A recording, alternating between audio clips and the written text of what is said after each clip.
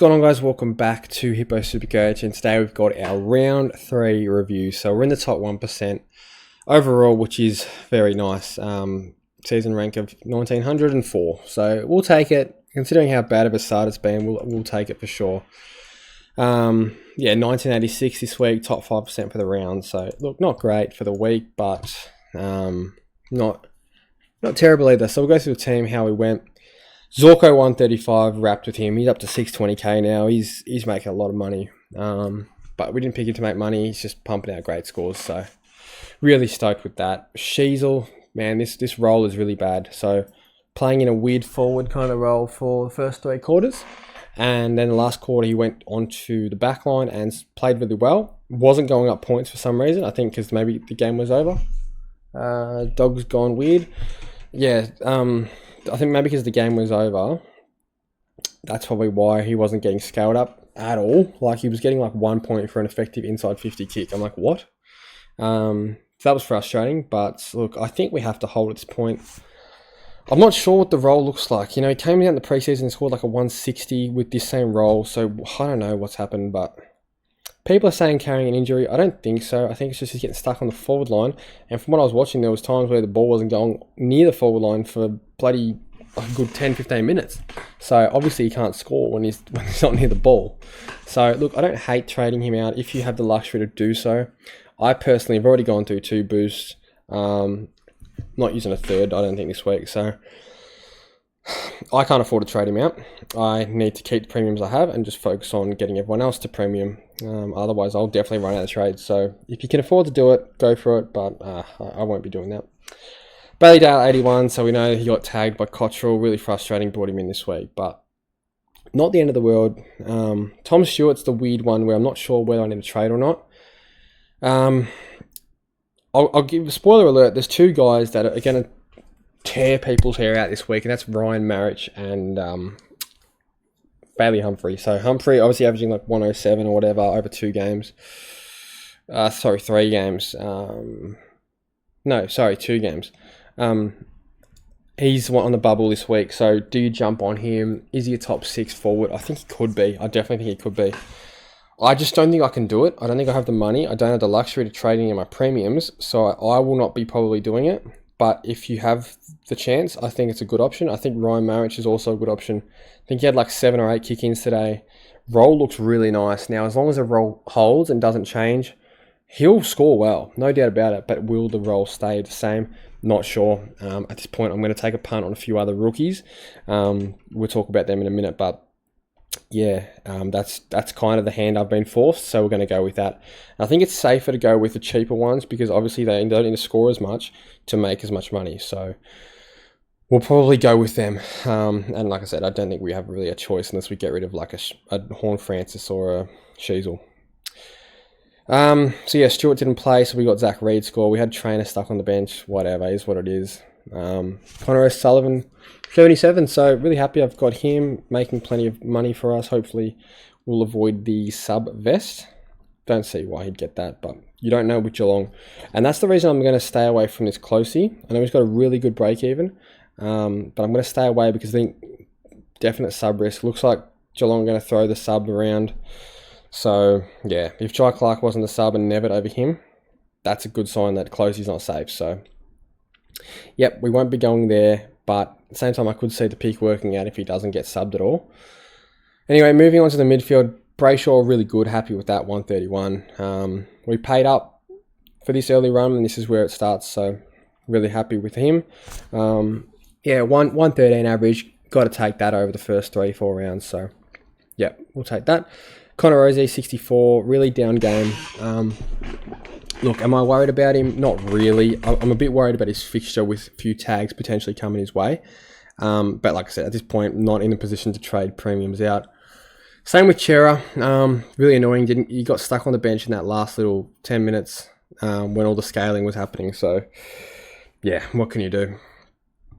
Clayton Oliver, a little bit down on efficiency. It is what it is. They got to bounce back, Melbourne, surely. And Will Ashcroft, I mean, what a great game he played. Stiff for anyone that had to jump off. I can see why you would have, because obviously the signs weren't great in that first game. and you had to basically trade for someone to get guys like Lindsay in and all that. So really stiff, but at the same time, I'm really happy I've held on to him. Plays Richmond this week, so should go quite well, you would think. Where are you going?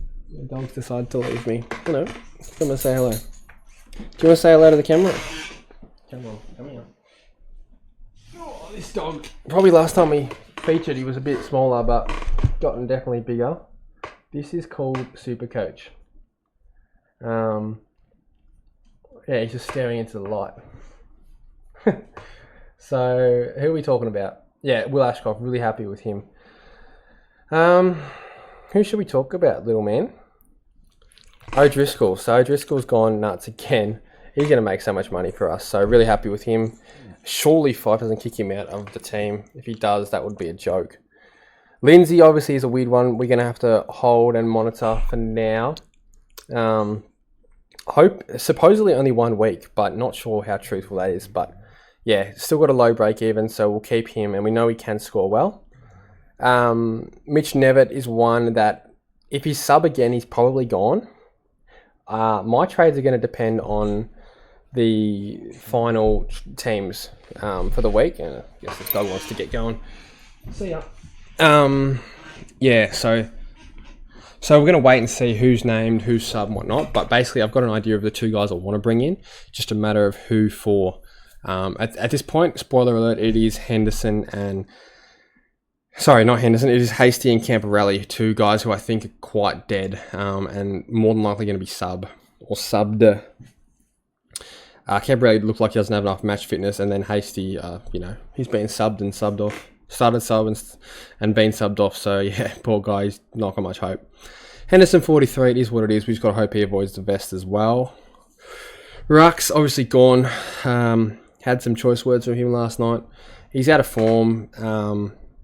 Yeah, and surely this week against SDK goes nuts. If he doesn't, he's probably have to go. Deconing 133, so very safe vice captain pick every week, it seems like. We'll definitely be going the VC on him this week. I couldn't imagine me not doing that, so we're going to VC him and we're going to see Zorko. McRae against Port might be a decent shout, but yeah, we're gonna go with that for now. Horn Francis, obviously a problem. Gee, yeah, this one's annoying. I think everyone has him, so it's not the end of the world from that point. But yeah, still frustrating nonetheless. 75 average. He looks so good in all the practice matches, and he's just turned absolutely shit. So is what it is. We just got to ride it. McRae, another great game. Bailey Smith, bit down on efficiency. I thought they were pretty tough on him, to be frank, with some of the decisions that they called ineffective, especially in a wet game. But yeah, Daniel, really good 116. Looks like a keeper to me. Don't even worry about his price at this point. Corey Warner, we're going to wait and see what he can make, and hopefully he avoids the sub vest. Max Hall 85, really nice bounce back game from him. Break even of negative 15. And then obviously Davidson on the bench, looped him on. Stoked with that. And Connor Stone 46, which isn't terrible, but the break even of 4, yeah, it's not great. At Levi Ashcroft as well, really down game. I expect him to bounce back as long as he avoids the vest. So we're going to bring him up, and we're going to sub Hasty down to that flex spot, and we're also going to trade Hasty. All right, and then we're going to trade Camporelli as well, and we're going to filter by break evens. Now, like I said, I'd like to be in a position where I can grab a Bailey Humphrey or a Ryan Marriage, especially Ryan Marriage. I think if you're going to go one of them, it's probably Marriage, because the role is very, very easy to score in, whereas Humphrey's role is clearly harder to score. It's that fourth mid,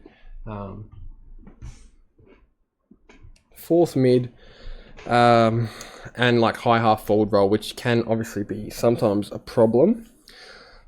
So yeah, for now, we're going to grab Bice, who I think is a must-have, taking kick-ins at 113k. He's really juicy.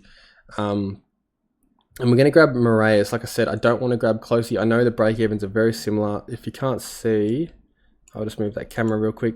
So we've got a minus 79 and a minus 71 break-even. So look, if you really can grab Closey and he avoids the vest, if you I mean, if he avoids the vest, you got to think about it. The problem is, who does he go out for?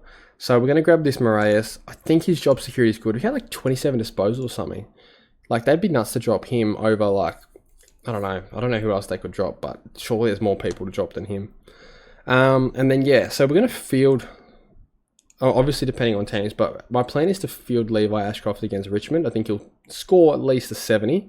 And then, yeah, Moraes as well for Lindsay. So, yeah, and then probably run a loop between Ashcroft, maybe. I don't know. We'll run a loop somewhere. It's like I said, it's going to depend on team selection. And then with this one, pretty simple. We're just going to loop between Trainer and O'Sullivan with Zach Reed. So we're going to have the emergency on O'Sullivan. Probably take like a 70, to be honest. I don't trust Trainer to go 90 again. Yeah, Matt Rao, this one's frustrating. I don't think I'd jump on him, but gee, he looks good. Sinclair as well. If you can afford him, go for it. If you can't, he's probably gone now. The hell are you doing? Yeah, he's probably gone now, so going to be hard to afford. And hopefully Tom Stewart plays. If he doesn't, I don't even know. We might look at a marriage or something. Swing Bice up, free up some coin, and then just play really aggressive from that point onwards. But yeah, planning not to use a boost this week if I can. I want to hold at least a few for the upgrade season. My plan is to get Nick Dacos pretty early. So we look at his run the next few weeks. It's not great.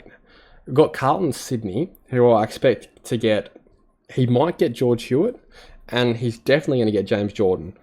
So then we can maybe wait a week for his price to drop even more with that crappy score in his system with Brisbane in round 6. But round 7 onwards, we want to grab him. Essendon, Geelong, Freo, Adelaide North. I don't think he cops too many tags there. The only one maybe is Mark O'Connor, but I don't think he can go with Dacos. So yeah, probably no tags in those few games. Obviously McGuinness in 12. Melbourne won't tag. St Kilda probably gets Windhager. West Coast shouldn't tag. Carlton probably will, but at this point he should be able to score enough. You know. So yeah, and you're going to need him eventually, you'd think. So I just want to get him round 7 and just be done with it. Set and forget. How do we get there? Well, hopefully it's going to be like a Levi Ashcroft. And potentially someone like O'Driscoll. O'Driscoll's scoring fine for now, so we don't really need to move him on. But I don't want to be trading guys like Rosie, Brayshaw. Like, I think they're going to be my team till I have luxury trades because, yeah, I don't want to get rid of them. We'll reassess someone like a Chera. Maybe a bit of Will Ashcroft, depending on how he goes, but he looks good at the moment. So, yeah, it's probably going to be cash from an Ashcroft and maybe a Davidson if Davidson starts dropping off a bit. But yeah, we'll wait and see. Obviously, it's still like 4 rounds away. But yeah, that's basically my main plan for the first upgrade because Dacos probably getting 550k, which would be really, really good value for someone his caliber. And then obviously the other one is Lockie Neal, who we have to obviously plan for eventually because, I mean, this week's probably the week you want to grab him. What's his price and break even? 584. Break even 143, probably hits it, to be honest, against Richmond. So, if you're in a position to upgrade, go for it. But yeah, I mean, no one really is, are they?